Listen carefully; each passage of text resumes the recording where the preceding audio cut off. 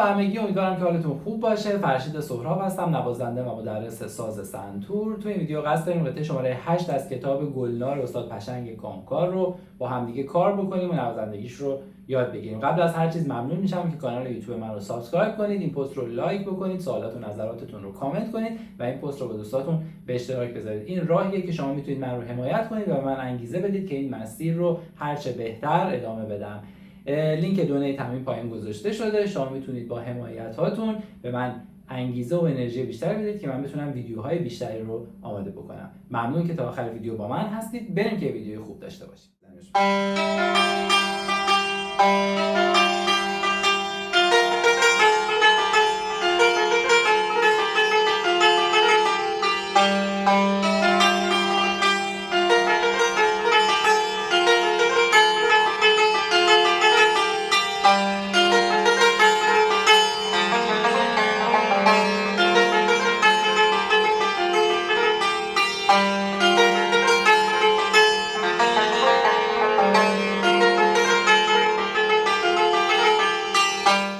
شماره 8 اسمش هست بلبل نخون. البته پایین اون اعراب گذاری که کرده نوشته بلبل نخون. فکر می‌کنم این توی لهجه مازندرانی شمالی به اسم بلبل نخونه. حالا شما اگر اطلاع بیشتری دارید بیاید نظرتون رو بگید، مخصوصا مازندرانی‌های عزیز.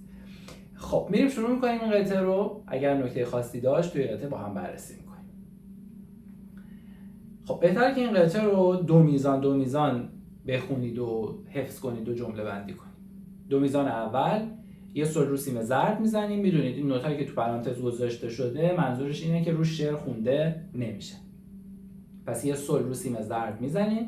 البته اومده بهمون انتخاب داده که میتونید این سل زرد رو اجرا کنید یا یه سکوت سیاه برای شروع قطعه در نظر بگیرید که خب بهتره که اون سل رو بزنید. هم از نظر زمانبندی بهتر و ساده‌تر هست، همین که قطعه پرتر و زیباتر میشه. پس یه سل رو سیم زرد میزنیم و بعد رو سیمای سفید داریم می فا سل سل سل سل، یعنی توی میزان بعد همین نوتامون سل، فقط مهم زمان بندیشه. حواستون باشه می که روی خط اول و علامت کرون داره خرک اول سیمای سفید اجرا میشه به خاطر علامت کرونش. اجراش میکنیم روی ساز سل می فا سل سل سل سل. شمارشش رو انجام میدیم. 1 2 برای نوت اوله، 3 4 5 سه تا نوت بعد اجرا میشه. توی میزان دوم هم 1 2 برای نوت اوله، 3 نوت بعدی، 4 5 6 هم برای نوت آخر. 1 2 3 4 5 6 1 2 3 4 5 6. میریم سراغ دو میزان بعدی. نوتامون هست فا سی لا سی سی لا لا سول لا. اون زینتی که روی نوت سی گذاشته شده، اون دایره‌ای که گذاشته شده، این به صورت یه نوت شلال باید به نوت سی بعدیش برسه. اینو قبلا توی کتاب شیوه هم داشتیم. به این شکل میشه که ما باید بزنیم نوت‌های اصلیمون هست فا سی لا سی سی لا، ولی قبل از اون سی که توی ضرب 5 میخوره یه دو به صورت دست چپ چسبیده به سی اجرا میکنیم. میشه فا سی لا سی تو سی لا سی تو سی لا، یه دو چسبیده به سی اجرا میشه که اصطلاحاً بهش میگیم شلال. اجراش میکنم روی ساز دو میزان آخر خط اول فا سی لا سی سی لا لا سی لا. پس این قسمت زینت سی سی به این حالت که یه دو میچسبه به نوت سی میشه دو سی، میگیم شلال. پس یه بار دیگه اجراش میکنیم فا سی لا سی سی لا لا سو لا. شمارشش رو خیلی دقت کنید چون توی میزان آخر ضرب شماره 1 سکوت چنگه و از ضرب 2 باید اون لا سول لا رو بزنیم. با شمارش میزنمش 1 2 3 4 5 6 1 2 3 4 5 6. یه دفعه دیگه اجراش میکنم 1 2 3 4 5 6 1 2 3 4 5 6. میریم خط دوم. دو میزان اول تقریبا ملودی همونه فا سی لا سی سی لا لا سول لا لا سول. آخرش فقط یه ذره عوض میشه. روی ساز میزنیم فا سی لا سی سی لا لا سول لا لا سول. شمارشش هم میشه 1 2 3 4 5 6 1 2 3 4 5 6 و دو میزان آخر خط دوم که جمله رو کامل میکنه هست فا لا سول لا لا سول سول سول. شمارش خیلی مهمه تو این قطعه. حتما شمارش ها رو باش بلند تمرین بکنید که فاصله ها درست رعایت بشه. باز دوباره اینجا اون تکیه‌ای که روی لا گذاشته شده یه شلال روی نوت سی برای نوت لا بعدیش در نظر گرفته میشه. اجراش میکنیم فا لا سول لا لا سول سول سول. پس قسمتی که اینجایی که شلال باید بزنیم میشه لا لا سول لا لا لا لا. خود نوتمون هست لا لا سول. حالا برای اینکه زیباتر بشه می‌ذاریم لا لا سول. با شمارش اجراش میکنیم 1 2 3 4 5 6 1 2 3 4 5 6 1 2 3 4 5 6 1 2 3 4 5 6 و بعد کل این دو خط باید دوباره تکرار بشه. براتون این دو خط رو اجرا میکنم.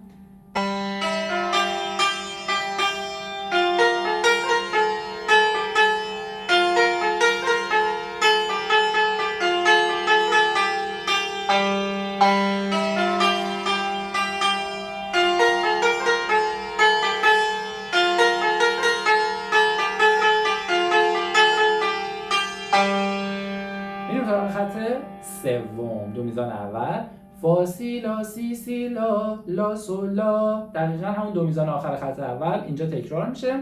حواستون باشه اینجا یه تکرار دو میزان داریم که زیرش 8 گذاشته. این 8 یعنی چی؟ یعنی که تکرار این دو میزان رو یه ناحیه بمتر بزنیم. پس یه بار این جمله رو سیمای سفید اجرا میشه، یه بار روی زرد اجرا میشه.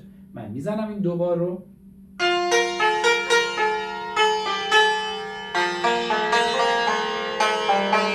شمارشش هم دقیقاً مثل قسمت قبله. میریم سراغ دو میزان بعد، یعنی میزان آخر خط سوم و میزان اول خط چهارم. فا سی لا سی سی لا لا سول لا لا سول که دقیقاً تکرار دو میزان اول خط دومه. اجراش میکنم فا سی لا سی سی لا لا سول لا لا سول و دو میزان بعد که دقیقاً دوباره تکرار دو میزان آخر خط دومه. فا لا سول لا لا سول سول سول فا لا سول لا لا سول سول سول. پس این دو خط آخر رو بشنویم.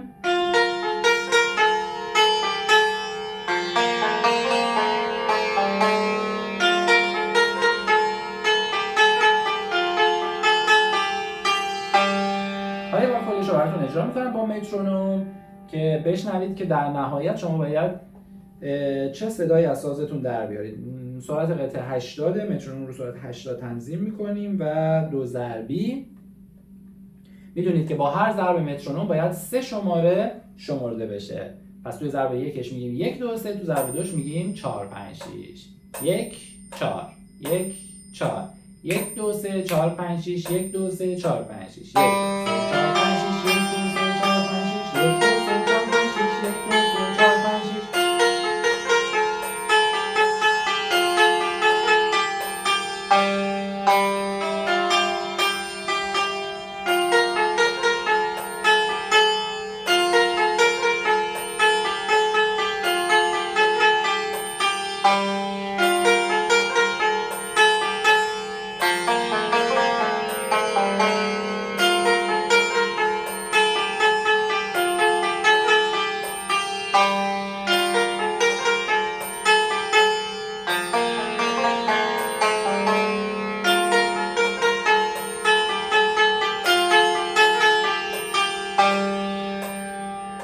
اجرای این قطعه با مترونوم.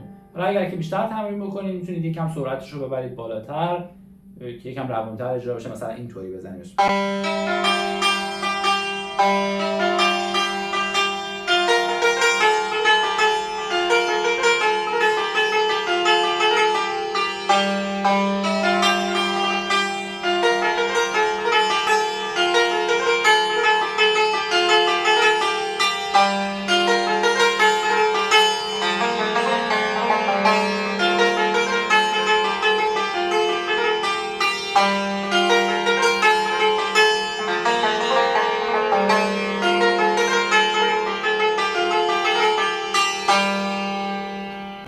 امیدوارم که این ویدیو مورد توجهتون قرار گرفته باشه. ممنون میشم که حتما کانال یوتیوب من رو سابسکرایب کنید، این پست رو لایک بکنید، سوالات و نظراتتون رو کامنت کنید و این پست رو با دوستاتون به اشتراک بذارید. لطفا من رو حمایت کنید و به من انرژی بیشتری بدید که من بتونم هرچه بهتر و بیشتر براتون ویدیوها رو آماده بکنم.